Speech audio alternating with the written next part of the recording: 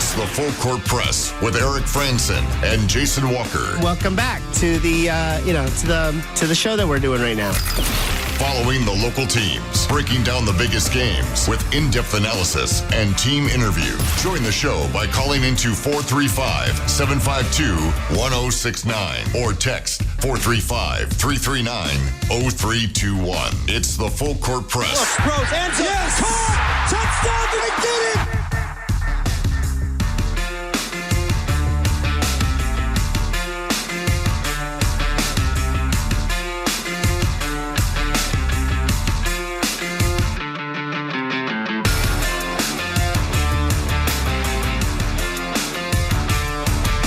Welcome on back into the Full Court Press. Jason Walker, J.D. Walker, Eric Franson had to hurry on out the door. He's headed to Utah State football practice, heading out into the night. Used to be light when he'd leave to go to these practices. Now it's like, did he just go home for the evening? That's what it looks like we should be doing right now. Yeah, it's like the eternal darkness of winter has descended upon us here in Cache Valley. So we'll be here with you for the next hour. If you want to join us via the Full Court Press text line, feel free. The number is 435-339-0321. Text in, when is it acceptable to listen to Christmas music? What's the cutoff day? Is there any limit, or are you a Scrooge like me where it's, day after Thanksgiving or December 1st cutoff? Or any thoughts on Utah State football, Utah State basketball? The men's team is going to debut tomorrow against Alcorn State. The women's team, they played yesterday, and we'll get into that, recap that game a little bit. We'll also talk about, most of the rest of the Mountain West got underway on Monday. You had about 2/3 of the Mountain West, I think, played on Monday. A lot of the, stragglers will play Wednesday. I think Boise State opens Wednesday, along with Utah State opening Wednesday. I don't think a ton of excitement as far as like thrilling games were in the Mountain West. Most of the teams were projected to have like an 80-90% chance of winning. Similar to the Aggies, they're playing Alcorn State, and these other teams are playing like Alabama State and, it's the school of the deaf and blind or something like that. That's the caliber of team that a lot of Mountain West schools chose to open their season against, which is pretty typical. A lot of times you open against a bit of a cupcake once you've kind of made it into the upper mid-major crowd. But we're also going to talk about the Utah Jazz college football playoff poll. They're probably revealing it one piece at a time right now. It's a show. Yeah, it's a show. I was hoping they would just announce it, but I'm on ESPN and watch live right now. But it's going to be like an hour. We're not going to get all the rankings released until the last 5 minutes, like sitting through the whole LeBron decision again. Yeah, well, it was one thing where I remember there was it was a contrast between watching. So last year, the volleyball team and the Utah State volleyball team and women's soccer team both made the NCAA tournament. I was watching the volleyball one, and I believe that one, did it happen first? Maybe it happened second.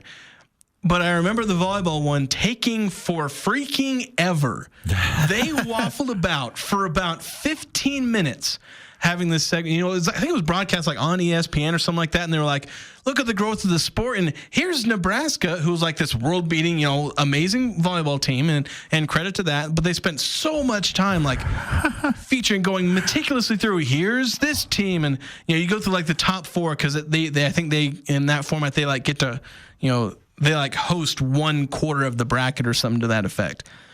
So they spent so much time just going on and on and on and not getting to the bracket. And finally they start revealing the bracket. Women's soccer bracket, it was in, bam, teams, here. They just going. And it's like, holy cow, we're in and out in 10 minutes. That's what it felt like. A bit of an exaggeration, but not by much. But even the men's basketball tournament, you think they would have every incentive to milk that thing for all it's worth. That's where ratings really matter. But they get into it quickly, though. Yeah. They'll get in, they say, oh, this is March Madness and yada, yada, yada, how magical it is, a Cinderella, big dance, yada, yada. And then, bam, here's your first bracket. And they take commercial breaks. And, that's the most milking they do, is they take a few commercial breaks in between revealing the brackets. But they just go. And I just remember that volleyball reveal as being so boring. It just reminds me of my great aunt Mary Walker, who liked to do the bingo nights every Thursday night, and she'd call it out, but bless her heart, it'd take her 20 minutes to call out one ball. So, I mean, that's how the college football playoff wants to do it. More power to them. Yeah, so they go really slowly. So we'll wait a couple of segments to dive into that. A lot of interesting things with that. With Boise State certainly going to be paying a lot of attention to it. And obviously, they'll also want to pay attention to where Army is. And, we talked about Washington State, where they may end up. They may not be a serious contender for an at-large, but they're at least there if they win out the rest of the way. And that can obviously have some level of impact on the Mountain West. And, of course, we keep an eye on Washington State because they're future conference mates for the Aggies. Let's get into Utah State women's basketball. The debut of the Westbrooks era began yesterday with the matchup against Kansas City, a team the Aggies actually beat last year. We win 5 games all season, but they beat Kansas City on the road. I'd actually been mistaken where I thought they'd played Kansas City like 2 or 3 times in the last few years. Turns out they played each other last year, and that was just about it. But the Aggies trying to get a win over the Roos, the Kangaroos, but just the Roos, because I guess... Cue some music from the land down under. Yeah, something like that. Coming from the land down under of Missouri, or are they actually in Kansas? I didn't actually look that up. I was meaning to figure out if they were actually Kansas or if it was the Missouri side. It's kind of one of the cooler major cities in the country because you got back in the day, you used to have Arrowhead on one side of the parking lot, and then I believe it was the old Kauffman Stadium that the Royals would play in, and they were actually separated, or at least that's what my uncles and aunts would tell me from Missouri when I went back there and visit. But a lot of flatness out there, no hills or anything like that. But where would kangaroos show up in Kansas? In the zoo, I guess. The Kansas Kangaroos? That's kind of catchy. It does. That's probably where it comes from. Is they just, of course, it's not kangaroos. It's the Kansas City Roos. So who knows? But it does say Kansas City, Missouri, at least on the one profile I'm looking at. So, this is a team that hasn't had spectacular success. Last year, going 12-20. The year before that, they were 9-23. As mentioned, they lost to the Aggies last year, and what was a pretty down year for the Aggies. But Kansas City coming into exact revenge. They got an 80-77 win in the Spectrum on opening night, and a night that was pretty frustrating if you're the Aggies, where it was a game where they kind of looked outmatched for a little bit, and then they were keeping pace with Kansas City. They didn't take a lead until like the early fourth quarter after being down by as much as 9 in like the first or second quarter. Then they rally. They finally take the lead, as I said, in the fourth quarter. They go up 7 on 2 separate occasions. They go up 69-62. Kansas City does a 7-0 run to tie it at 69. Then they go up 76-69. And from there, they get outscored 11-1 in the final, about 3 minutes, 42 seconds. And so just really frustrating. Like there was one moment where Jamison Heaton, coming off the bench, who was huge in this game, started the game 5 of 5 from the field, had 7 rebounds, a couple of steals, like 2 or 3 more deflections. But she misses a wide open layup that would have put them up 78-73. Yeah, Cheyenne Stubbs, who missed the front end of 2 free throws that had she made both of those free throws, it would have been tied. Because it would have put them up, I think, by 2 points, and but on the put them up 1 point instead. Kansas City goes down. They go up. It was 78-77 after that free throw, and then Utah State suddenly put in a bind, and they turned it over instead of getting a shot off, and they foul, and the rest is history. Kansas City goes up 3, and the Aggies couldn't hit a 3 on the other side. So a lot of frustration where you had these stellar performances. Like I mentioned, Jamison Heaton, she has that blown layup, but like she was huge in this game coming off the bench. Like she's the one who hit the layup to go to take the lead 63-62. You had Cheyenne Stubbs. She missed some free throws. She missed 3 straight free throws after getting fouled on a 3-pointer. She missed the front end of those 2 free throws, but she also had 28 points, 3 assists, 4 steals. Westbrook said it, probably better than I could. The Aggies were only in this game to begin with because of Cheyenne Stubbs. And that's kind of the 2 sides of this, where you have such great performances by so many players, but so many of those great players also made crucial mistakes and you lose the game. And it's also the first game of the season. Could be, conditioning and all that stuff as you get to the end. Because look, they were chasing the ruse. So I try not to smile when I say that. They were chasing the ruse. It's an elaborate ruse. They were chasing the ruse through the 100-acre forest there in the Spectrum. And that takes a lot of energy. And they were able to overcome them several times, but not hold.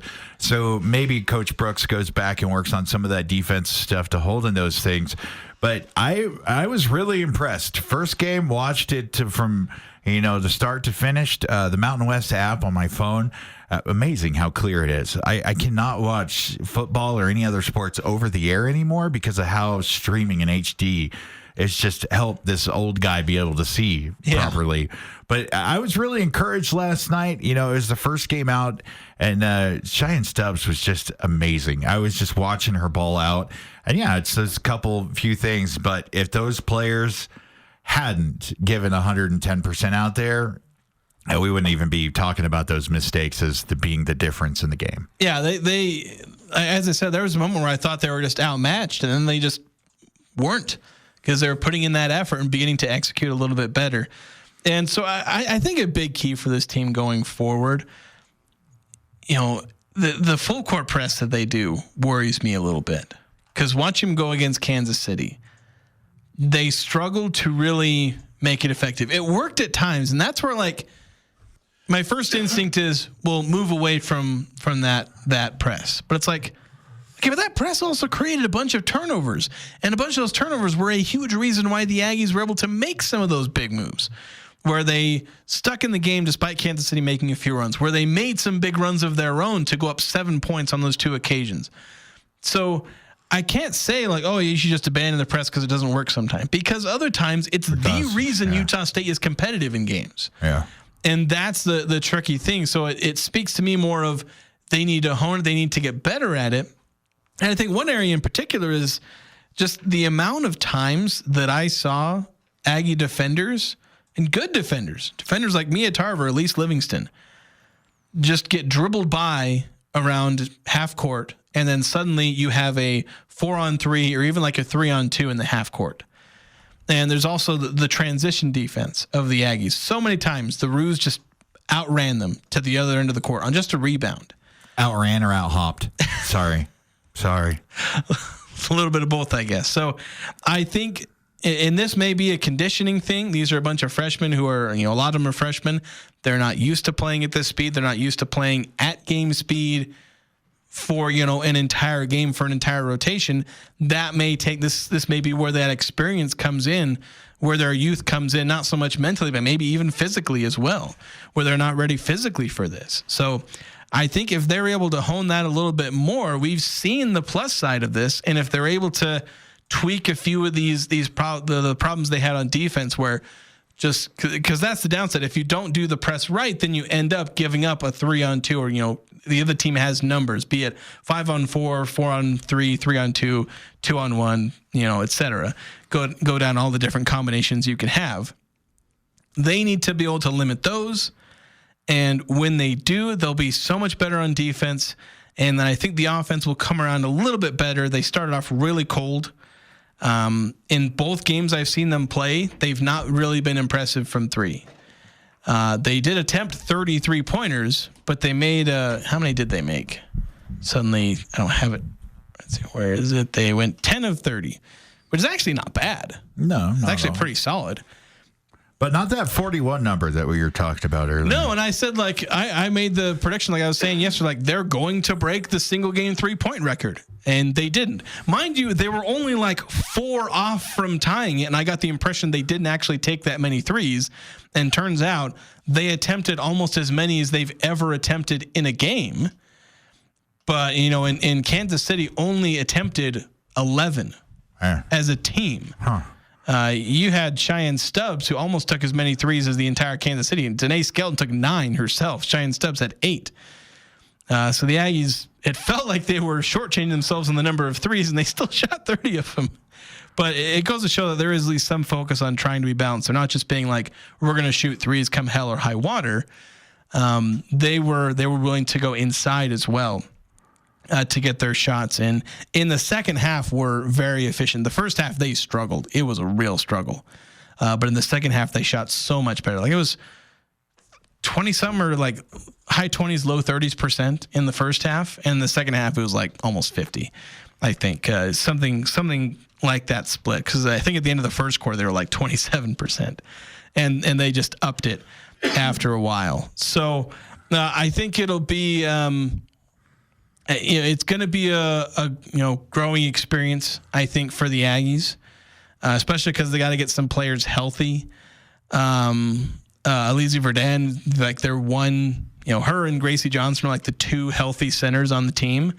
And, they need to get healthy and be capable. You've got Jamison Heaton. She's got to play a big role, but she's basically one of the centers on the team. Samiana Sugaturaga, I'm just butchered that name. Samiana. She only played 8 minutes. I wonder if that's injury related because she was in the starting lineup, but she only played 8 minutes. But Gracie play last night? Gracie did play. She played 6 minutes, but not nearly as impactful as she was in that Westminster game. Struggled a little bit with fouls. These referees, again, like I keep complaining at the referees. Not that the referees were bad. That wasn't the problem. It's that the referees called the softest fouls because this happened in Utah State's exhibition against Weber. And I don't know if I noticed it as much against Westminster, but like I'm bothered by the amount of fouls that get called in basketball these days. I believe that there should be a non-biased party that attends and is a fan of the game and watches, and if the refs make a bad call, just hits a button, it tases the refs right there on the thing. Just said, hey, nope, man, we'd learn a little bit more of these soft calls. They'd really invest in stuff. The technical that the men's basketball team picked up in the Weber State game, like that was kind of, it's on the softer side. Yeah. And I wish, like honestly, when Ian Martinez got that, I knew exactly why, and I knew I was like, yeah, that's a technical. You're going to get it, but. Because like it's the rule, but you feel like it shouldn't be a rule, and that's the problem. Is that when I've seen the referees, I felt they've been as consistent as you're going to get from referees. But as I've said out loud in a couple of places, the way they think the game of basketball should be played is a crime. Dr. Naismith is turning in his grave over these referees and how they've decided to call the game. Oh yeah, it's one of those things. The pendulum always swings with sports. It seems like the referees 2 hands off and then 2 hands on, and yeah, like that was the thing. Like there was one, it was a call that went in favor of Utah State, but it's like someone turned the corner and the referee just immediately called the foul. And why? Because they happen to have their forearm kind of touching the player on their hip, and it's like, really? Like in church ball, I can just about be giving somebody a forearm shiver into the sideline, and you still might not call it. Yeah, but church blood, isn't it? No blood, no foul. Kind of. I mean, the thing there is though, you call your own foul, so like everyone's almost more willing to call a foul than says like, oh, I like kind of tapped you in there. Oh, I fouled you there. Like, because at least in the groups you don't want to be the guy that says, "Hey, you hacked me." Like, yeah, you don't want to be that guy. And you also don't want to be the guy that just shoves the guy out of bounds and then says, "Oh, it wasn't a foul." Like, the most trouble I get into is I hack a guy on the arm and I didn't say anything, but the reason I didn't say anything because I was like, yeah, it was obvious I fouled him. Give him the ball back. And then I'd be like, well, yeah, I fouled him. Did you not see it? I took his arm off. Of course it's his ball. Get it to him up top. Let's restart the play. Oh, man. So we call our fouls better in church ball than we do. Oh, I bet. In these games, or at least consistently, because it's like actual contact. Yeah, because if you lie on church ball, man, the big man might eject you from the game right there. Be like, I saw you double dribble there, man. What do you thought? Come on, man. So if we don't call we might call it double dribble. You don't call things like travels and stuff like that. There's probably so many travels because nobody really knows how to call a travel. Right. Well, it's a tricky call to actually make because things look like a travel but they're not, and then there's things that don't look like a travel but they are. And that's a tricky thing with that call. I guess I feel kind of bad for basketball referees, too, because they kind of catch a lot of flack. You never hear it go, good call. Like it is, in my opinion, probably the hardest sport to referee. The only thing that maybe compares is having to call balls and strikes in Major League Baseball, where you have to deal with the framing and you have to with how fast the ball is going and all that. But Angel referees, Hernandez was an umpire for like 30 years and made a living off of bad calls. So. The comments I've seen there is that Angel Hernandez is a true inspiration because he didn't let his blindness get in the way of being a major league umpire. When he announced his retirement, every fan base of all the teams came together and celebrated. Yankees and Dodgers, Mets and Yankees. We were all happy. Give him the Nobel Peace Prize because he united America for a whole day. Do we have to take a break here? Yeah, we do. We're getting completely off topic here. I got a little teaser for you, though. I found somebody doing the Lord's work and gives a list out of the CPF teams being listed. And, man, Washington State, we'll get into that a little bit. But Washington State, if you were hoping to make the college football playoffs, man, you better be asking Santa Claus for some help. Let's get one text on Utah State women's basketball. We'll go to break 9-15 saying, watch the USU Lady basketball game last night and can say we have a much better positioning than the previous coach in season for winning. I think they're going to, I don't know if they'll win a ton more games because they have a tougher schedule, but this is going to be a better team, I think, overall. And it was really fun to watch. Yeah, it was fun to watch. I enjoyed it. Yeah. I'd definitely be tuning in. And since, Aggie game day covers been basketball and the football and stuff, I'll be making my way up to the Spectrum to check out the ladies' games. So, yeah, there we go. All right, we're going to go to break. And we come back, well, we'll look into the college football playoff as they're slowly leaking them out one by one. So we'll get into that here on the Full Court Press coming up next. This is Robbie Phelps with LSS Insurance. It's time to reevaluate your Medicare coverage for next year. There are big changes to Medicare Part D, and we can help. LSS Insurance is dedicated to providing you excellent care, support, and ensuring your health coverage meets your individual needs. Skip all the TV ads and loads of mail. Let us help you through all your local options face-to-face. Call 752-9493. Come see us. Call LSS Insurance at 752-9493 to speak with a licensed insurance agent. Join Adams Wealth Advisors on November 14th at 12:30 for a Market Outlook event, diving into the recent election results and their impact on the economy. Understanding and being prepared for what may happen due to political changes is a critical part of your financial plan. Discover how these political changes could shape financial markets as we head into 2025. Register now by calling 752-1702. 752-1702. November 14th, 12:30. Don't miss this opportunity to stay informed with Adams Wealth Advisors. Advanced Heating and AC and Advanced Fireplace and Stove want to help local families this year with a food drive. Drop off your canned foods at Advanced Heating across from DI or hand them to one of their technicians when they come to your home for a repair. And to say thank you, the Advanced team will match all your contributions and offer a 20% discount on your next service call. Find out more at AdvancedFireplaceandStove.com or call 752-7272. Donate to Advanced Fireplace and Stove's canned food drive for local families. We're not comfortable until you are. Advanced Heating and Air. Clean it up and get it out before the snow flies.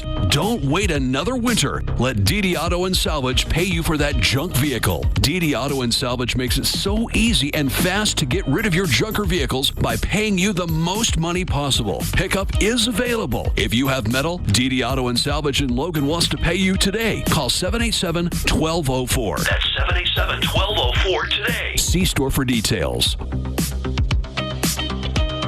The Aggies, Jazz, high schools, even the Pee Wee's T-ball team. It's the Full Court Press on Sports Talk Radio, The Fan.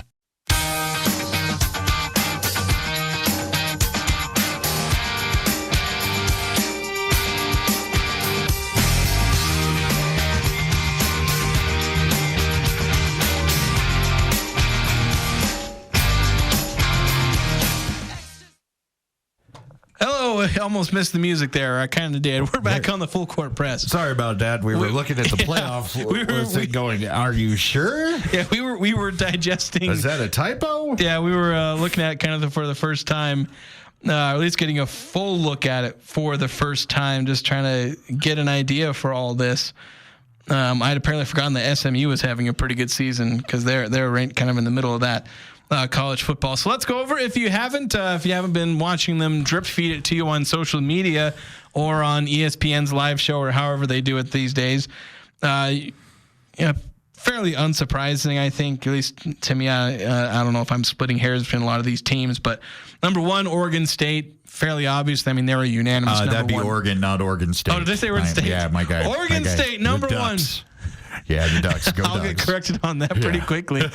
Oregon, they were unanimous AP number one, so them being number one in the committee poll, the invitational poll, makes a lot of sense there. Then you got Ohio State.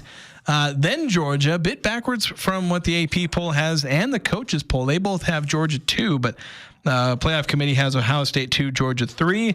Getting that win over Penn State probably helping a lot there for Ohio State, making that leapfrog. Then you got Miami at 4, so that would be your old college football playoff. Is Oregon, Georgia, Ohio State. BCS, is that what it was? No, BCS was only when they had the top 2. Oh, okay. It was just they'd take the top 2 teams by that. They'd play each other, and then you'd roll from there. Rounding out the top 10, you got Texas, Penn State, Tennessee, Indiana, BYU, and Notre Dame. If you'd have told us that a team from Utah would be ranked 9th in the first college football playoff poll, I don't think anyone would have said it would be BYU. They'd have said a different team from the state of Utah. But they've got the Holy War coming up this week, and Utah, the Utes they want to take out this season on somebody. They want to play spoilers bad. They want to come out, and they are upset with the season. The fan base is upset with the season. They got players apologizing on social media for comments made during pressers and stuff. Yeah. They just want to whoop somebody. They got fans talking about Kyle Whittingham starting to talk trash on him, and it's like, dude, you don't say nothing about Kyle Whittingham if you're a Utah fan. It's serious. Realize that how much success in this program's gone. 1 year is not to use an old term. We don't throw the baby out with the bathwater, because it's not that would be a great situation to have. Can you imagine just having a down year after your coach has been there since Moses and established this program, took them to a bigger conference, and has made them very successful? All the smack talk on the quarterback room, too. I'm like, hey, Isaac Wilson entered the transfer portal. I got a spot up for you up here on the hill to throw some balls around. Yeah, basically. Looking at the rest of the poll, obviously some interesting names to keep an eye on with, G5 teams, looking at where they're going to be in the poll. And Boise State, I thought they would be a lot lower than they are. They are 12th in the AP poll, and I thought for sure they're going to throw them out there at 15, 16, because they kind of did that to Army, who's 18th in the AP poll. Yeah, but our Army's 25th in the CPF rankings. Yeah, so they're looking at the schedule and going, all right, Army is playing basically, Laos and, Nepal and other places that don't have armed forces, so it's just a route. So it's like the actual United States Army against. Showing up against these small countries that have 3 people in one jet, and that's if Billy's not drunk that day. Yeah, that's probably a jet the U.S. sold from the 70s. So Boise State, though, matching their AP poll rank in the college football playoff poll, which is tend to be any G5 team in the playoff poll tends to be 3 or 4 spots back where they are in the AP or coaches, but not so in this case. They are 12th in the CFP poll. So you'd feel good with this if you were a Boise State fan. I know that's dirty to think about, but I think so. I think they're happy with where they're at now. Obviously, they're going to hope they can jump a little bit higher, because they'd like to maybe sneak into one of those top 4 conference champions, because that means they get a bye. They'll be a 4 seed. I'm not sure that's a lot of things would have to fall their way, because they have to be ranked higher than the champion of one of the Power 5 conferences. And look at kind of just the lay right now, Notre Dame and Alabama are right in front of Boise State. And I look at Alabama's losses, I look at Notre Dame's losses, and I look at Boise State. You know what? That Oregon loss isn't a horrible punch in the face. That's probably what got them, kept them from being ranked lower. The fact that they have the old quality loss on their resume. I mean, how many wins? This is probably for the football gods. How many losses does Alabama have to lose to fall out of the top 25? 12? I mean, they're sick. They're 3-2, but for an Alabama team, that's not great. They're nowhere near winning their conference, so they're just going to kind of get an at-large bid for this. Well, I think right now they'd probably be in. Well, I mean, yeah, they're at 11, but but they're not going to win their conference. They're not even going to be invited to the conference championship game at this point. Yeah, because the calculus you have to do is, because it's not always going to be the top 12 teams the top 12 teams that are ranked 1 through 12. That's not necessarily who's always going to get in, except this year I think it's mostly lining up that way. Because the reason why it may not be the top 12 teams is because, it's the top 5 conference champions by rank, and then the next 7 top-ranked teams. So let's say, if Boise State, let's say they were actually ranked 16th after the conference championship game, say they won. Well, they'd get in, then you'd bump out who's number 12. But I think in this case, you probably are going to. So Alabama right now still in the back end of the playoff, but really hoping that nobody sneaks in a conference championship win and ends up bumping them out of the conversation. They got LSU coming up this week, and LSU, they've had their bumps, but they're 15.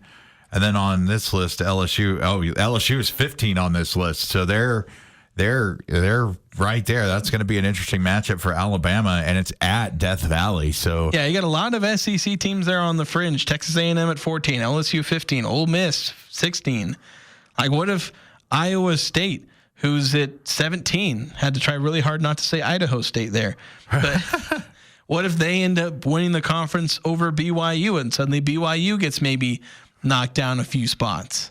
I think if BYU takes a hit, like if they lose, I think they tumble. Yeah, if they lose to Utah, they probably fall out of the playoff. Yeah, they I don't think there's a way to get back. Barring a conference champion, like even if they lose to Utah, they can still get into the playoff because they could win via the conference title. Who would they have to play in the conference title? It depend on who's first or second, because I don't think they have divisions, so I think it's just top 2 teams in the standings.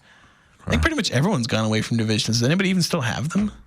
Makes playoffs a whole lot easier for the other sports. I tell you what, it makes things fun though, because with divisions, tiebreakers were like slightly easier because there's fewer teams, and now you have these like insane tiebreakers where you're likely to go 4 or 5 tiebreakers deep as far as like, record versus this team, conference record. Did you play each other head to head? Well, no, these 2 teams didn't play each other head to head.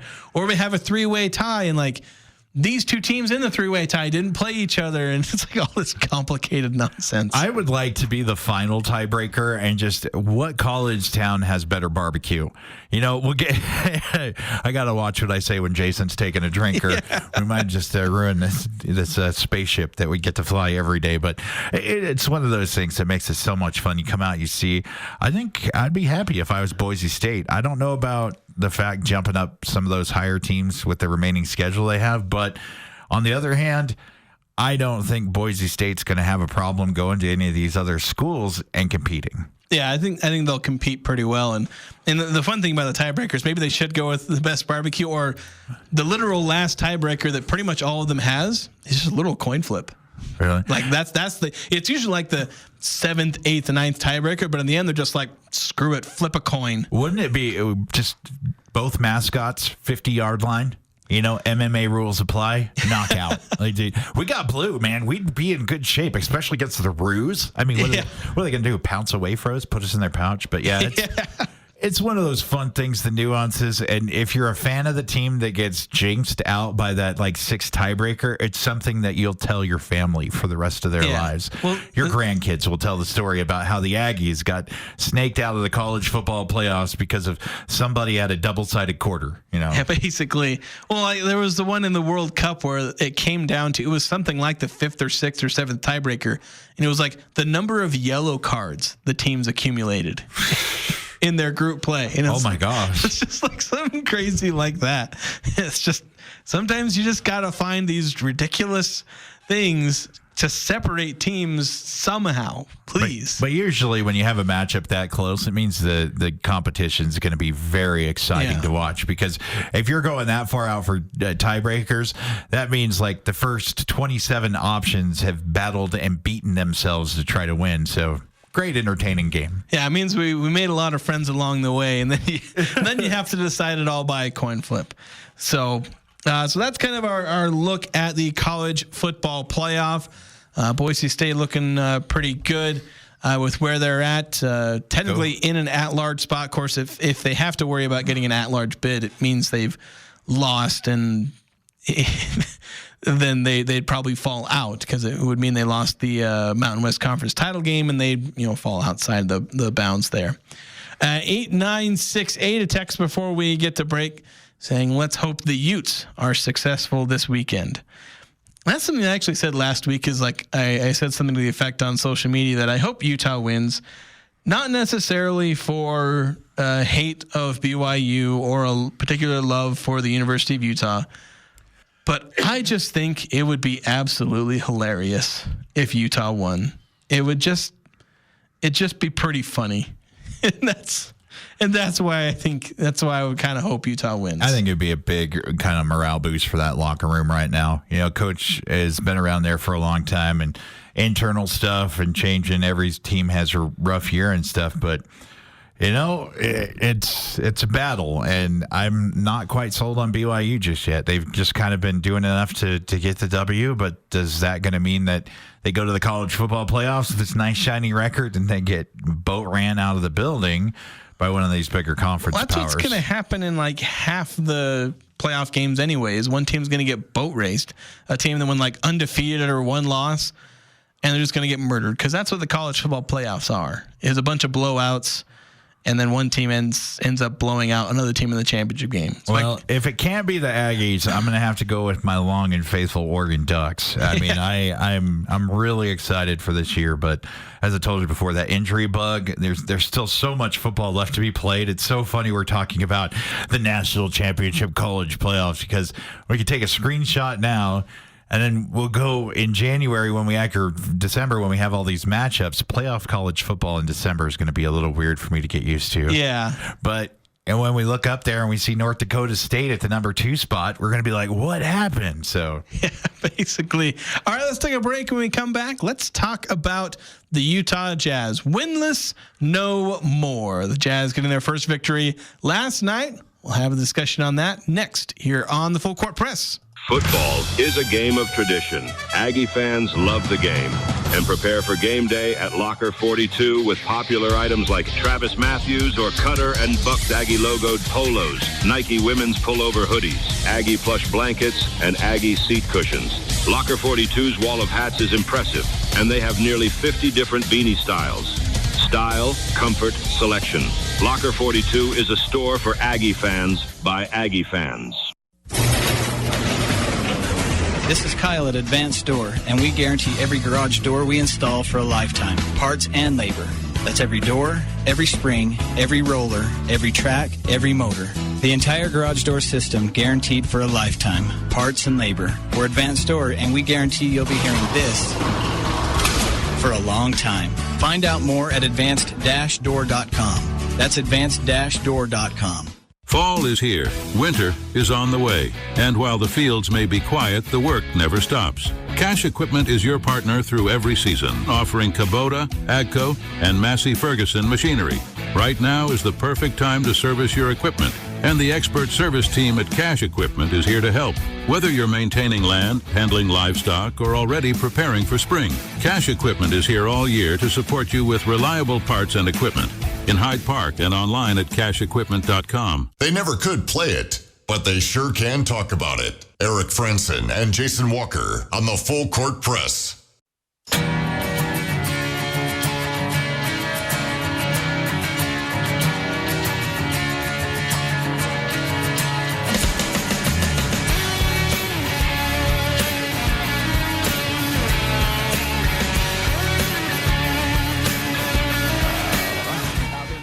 Welcome back to the Full Court Press. Hopefully your phone hasn't caught fire yet because of all the social media stuff happening. I think there was bunch of people were like picking something today. Like there was this national poll or something. Yeah, I was looking. I went to that news site CNN and I saw people picking everywhere. Their noses. It's just crazy. There's a bunch of blue and red everywhere. Yeah, they're like coloring the states. Yeah. Blue and red, I guess. Well, I was telling Eric and you before we came on the air a little bit ago, it's been so much fun this year.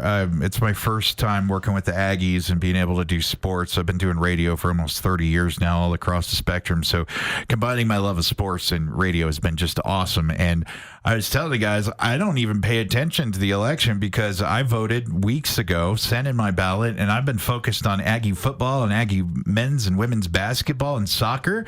Like, I celebrated yesterday. My election day was yesterday with all the votes for the All Mountain West team for Coach Manny and all the players there. So I love that we have sports to kind of give us a little bit of a a diversion from the craziness that can be out there. I mean, going to vote, very important to speak your mind and your right and everything like that. But I could really do less with all the hyperbole that's out there and stuff like that. Yeah, that's something that, like, I do my civic duty. I have opinions on politics, but as I said, and especially when there's a big political social issue involving volleyball, and it's like, look, in my professional capacity here as a sportscaster, talk radio host, writer, I keep my politics out of it. Doesn't mean I don't think others should speak up.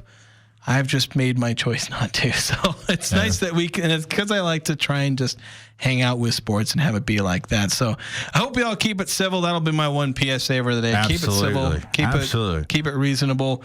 And if you know, because we're all going to be rooting for the same teams tomorrow. I mean, this is just a day. Like in 2 weeks, all this is going to pass us by. We're going to be talking about the Aggies basketball team securing their, first round seed in the NCAA tournament in March. Yeah, basically, yeah, because they're going to play Alcorn State, and a win over them will be all the committee needs to say, all right, Utah State's getting in. If we get a big opening win, my optimism's going through the roof, especially with an Aggie call after Washington State probably going into 1 a.m. this coming up Saturday.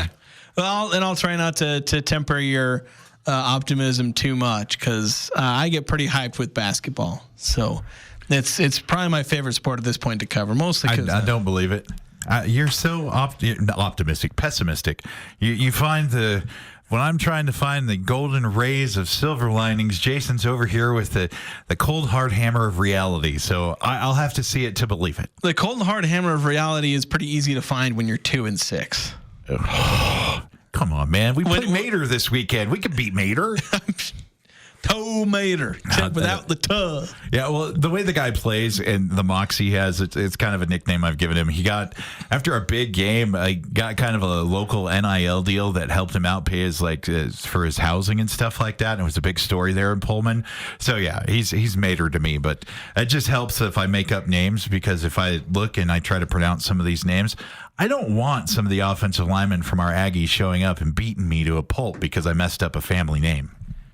Although speaking of, I don't know if this feels kind of related. You mentioned getting like an NIL. Well, about an hour ago, Utah State releasing a little video where Jordy Barnes, he was a walk-on. Now he's getting a scholarship. That's cool. Which I think I'd heard he was a walk-on or something like that, but they had an extra scholarship spot available. Like they have an empty slot on their roster. And Gerald Cajon saying, you know what, we're going to give you a scholarship. Barnes may end up redshirting, maybe not. We'll see. But I saw something that said he might get some minutes. They decided maybe that he would play a little bit. But I love those stories, man. Because look, I understand it might be an 11th or 10th player on your bench or whatever it is, but to that young man, that student athlete, like, you just opened up the world of possibilities for him. College is expensive. Yeah, you put him on scholarship. You just changed that young man's life, and now he's going to be, sold out for the program for the rest of his life. Yeah, and he needs a guy who's, you may call him a walk-on, but he's very capable of making things happen for Utah State. Let's keep it on with basketball. Actually, well, first 2697. I just saw this text coming in. So the stat that blew my mind says first presidential election not involving a Bush, Clinton, or Biden since 1976. Okay. It's similar to those stats where it's like in the NBA, like first NBA championship and not involve like LeBron, Steph, or Kate, or something like that.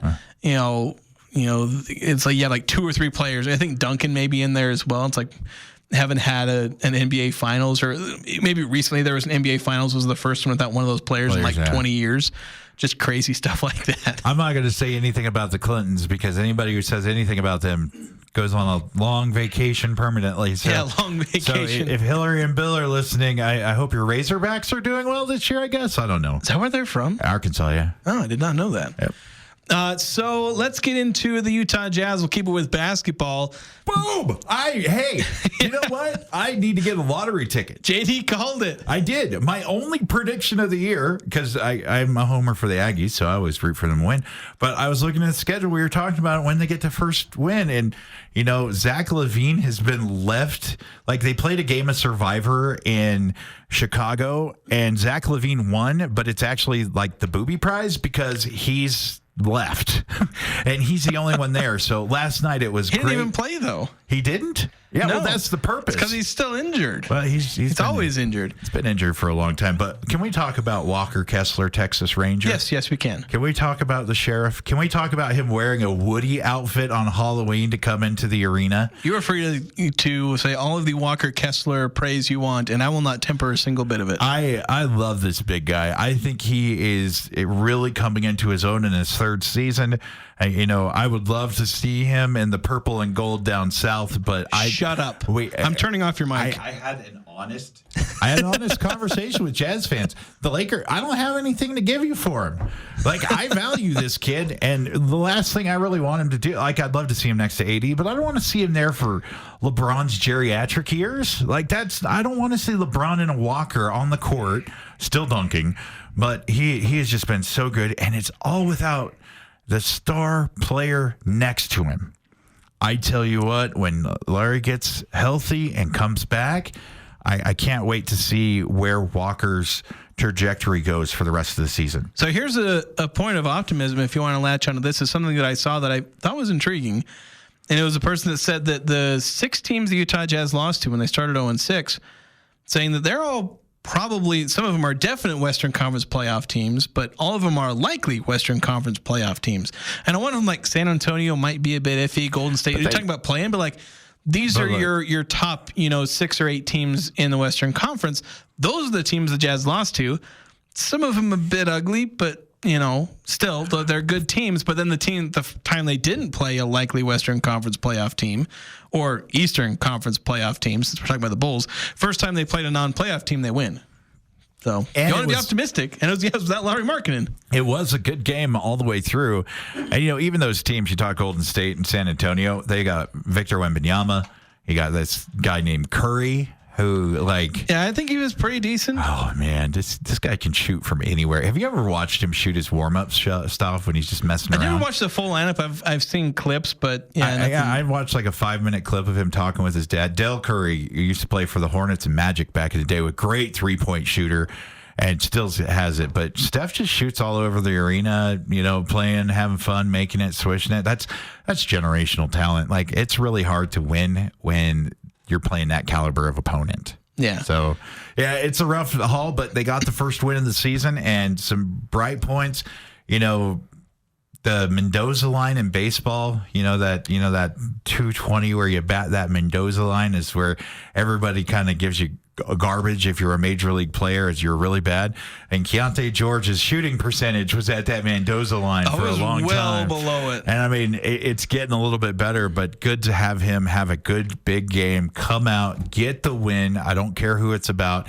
Get the monkey off your back that there's not a win in the column yet. And now we can go on for the rest of the season. Yeah, that's it. You want to see more out of this out of Keontae George. He just started so poorly on offense that you love to see him explode like this.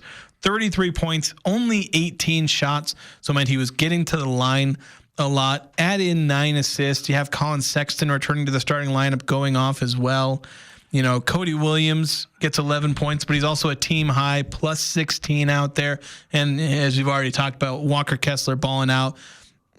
12 points, but 16 rebounds, 3 blocks, just crazy stuff. He's moving up the Jazz all-time block list. Like every other day, I see him passing somebody.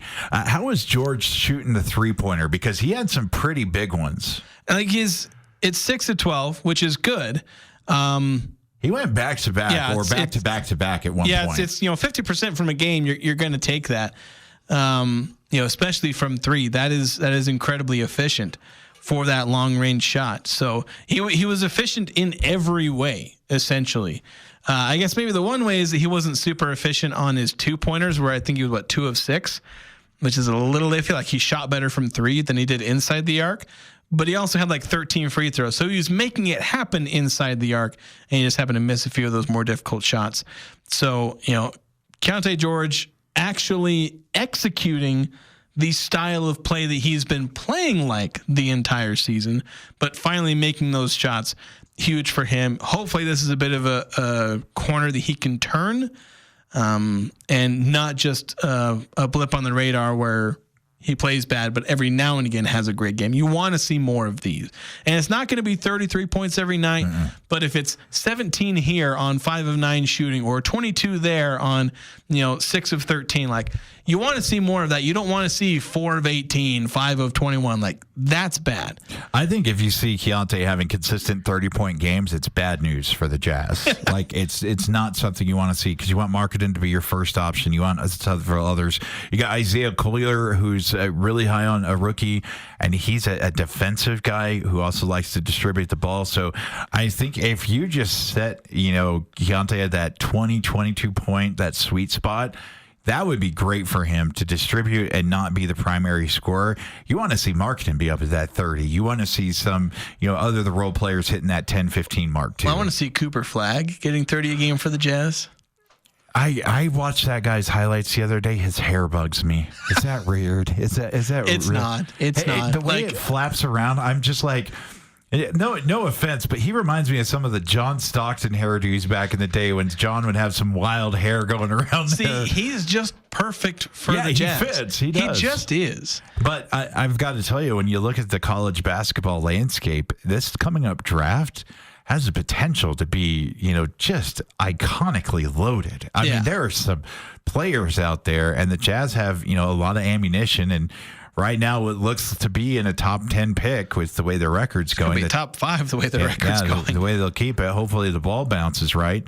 But there's a lot of talent out there. So this might be a year where those 3 picks you have, could all be considered lottery picks with the talent coming out. Yeah, perhaps. We'll go ahead and take a break. We'll finish up the show coming up next here on the Full Court Press. Ski season is coming, which means Season Ski Rentals. This is Mark at the Sportsman, where we have over 20 years of season ski rental experience. We rent to kids and adults. Come in to get season ski rentals for your entire family. We like to wait a little later in the fall because there is a chance your kids might grow out of their boots by the time ski season actually rolls around. Starting at $69.99, you will get the right gear for your kids to ski this year at the Sportsman on Main Street in downtown Logan with tons of parking in the back. If you're thinking about getting engaged this holiday season, S.E. Needham Jewelers is the place to shop for your diamond engagement ring. S.E. Needham's has the largest selection of wedding rings in the area, including hundreds of styles in platinum, white gold, and yellow gold. We import diamonds direct from Antwerp, Belgium, which enables us to guarantee the best price on diamonds. We also offer the most complete warranty and services of any store in the state. Monday through Saturday, 10 to 7, where Utah gets engaged. S.E. Needham Jewelers, middle of the block, at the sign of the clock. Disasters don't wait for a convenient time. When the unexpected strikes, call the trusted team at Blue Sky. Remember, Blue Sky is that same great ARS team you know and trust. This is Tom with Blue Sky Restoration. When disaster strikes, whether it's a flood, fire, mold damage, or an unforeseen accident, Blue Sky will clean up, repair, and restore your home or business like it was before. No disaster is too big or too small. For all your restoration needs, you can trust our Blue Sky team. The Full Court Press on Sports Talk Radio, 106.9 FM, 1390 AM. The Fan.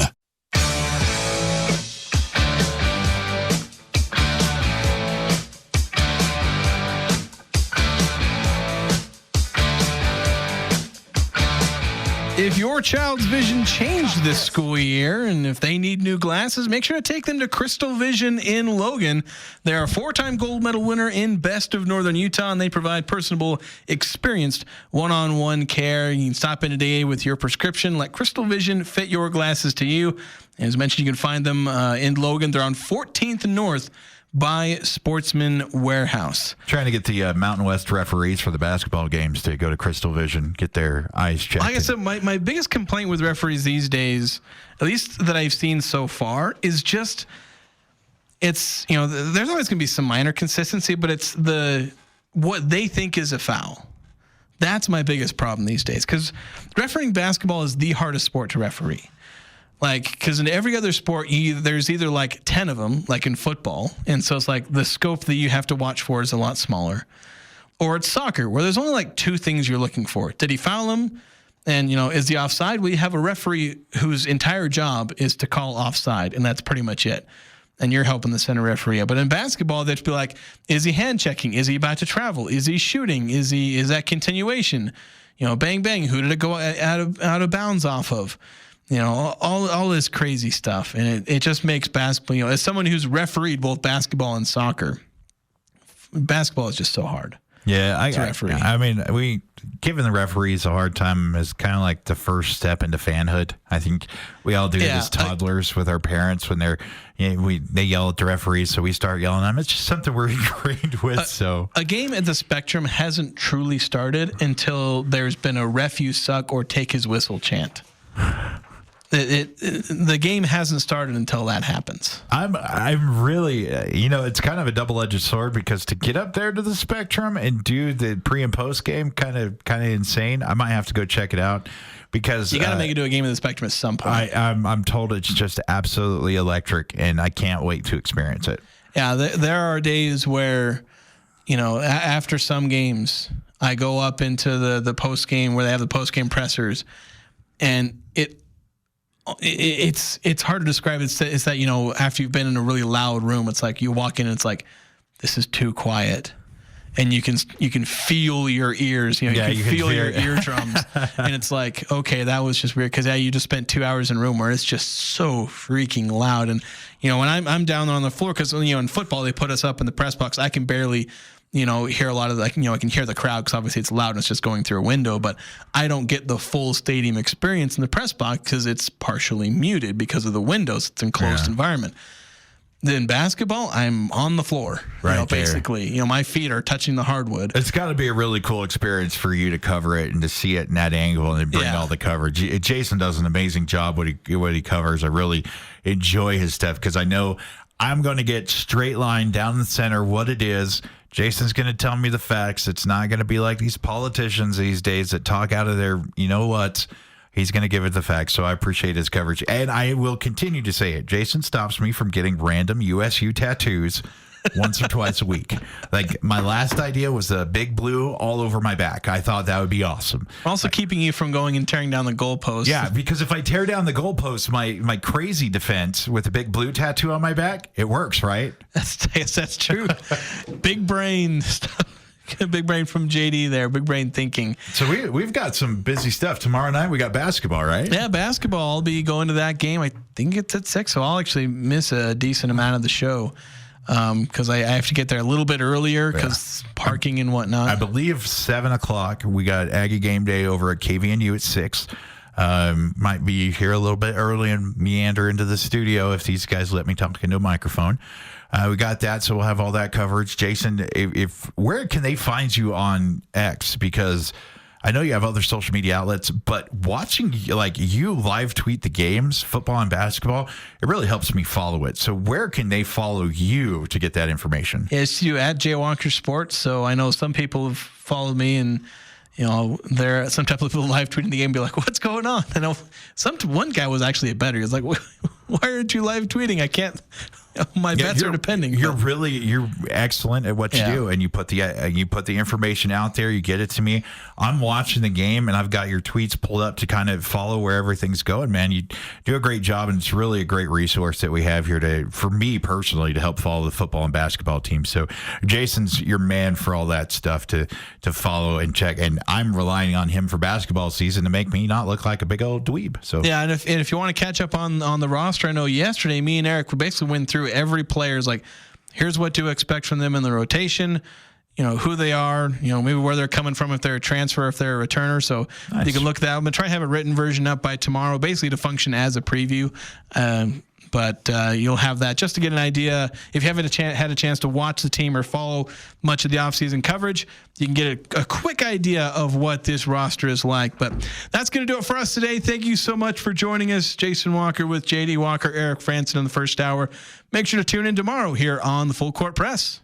Sports Talk Radio, KLGN Logan, 106.9 FM, 1390 AM, and online at 1069thefan.com.